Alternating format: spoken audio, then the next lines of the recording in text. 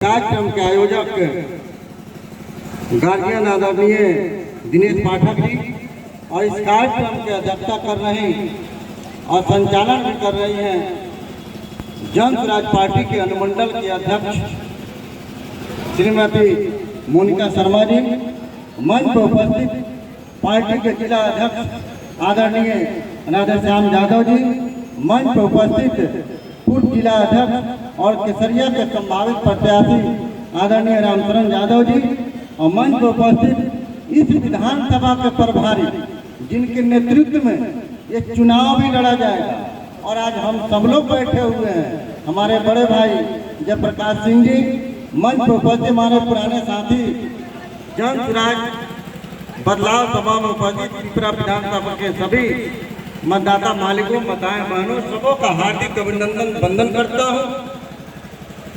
और आप सबों को मैं ज्यादा समय लेना नहीं चाहता, मैं दो शब्द बताना चाहता हूं। पूर्व के वक्ताओं ने आपको सभी जन स्वराज पार्टी का जो चुनाव मैनिफेस्टो है, जो हमारा जो सरकार आने के बाद में जो 5 काम इन्होंने गिनाया है जो होने वाला है, वो सभी वक्ताओं ने आपको बताया है।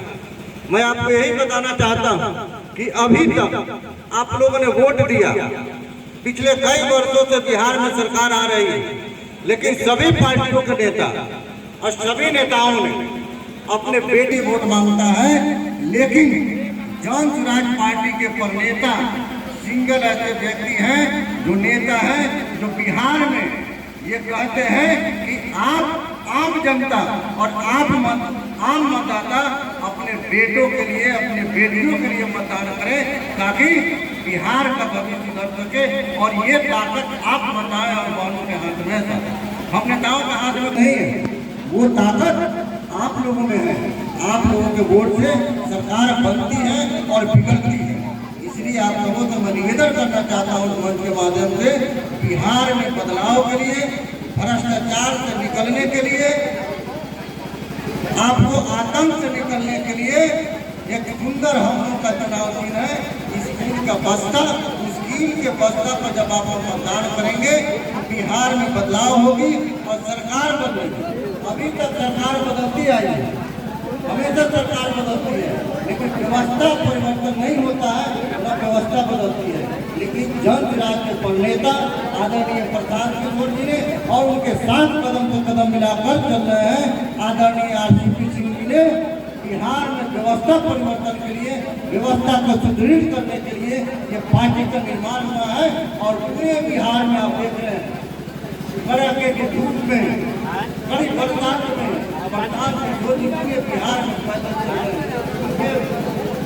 टाइगर का हड्डी टूटा हुआ है, डॉक्टर को देश के लिए सलाह दे रहा है, लेकिन नहीं, वो सारा दुख दर्द सहते हुए आपके और मेरे बच्चों के भविष्य के लिए पूरे बिहार में पैदल यात्रा पर निकले हैं। तो हम बिहारियों का और आपका और मेरा कर्तव्य और धर्म बनता है कि वैसे पर नेता को, ऐसे जुझारू नेता को हम साथ दें और बिहार में बदलाव लाएं और मजबूत सरकार बनाने का काम करें, ताकि हमारे और आपके बच्चों का भविष्य उज्जवल हो सके।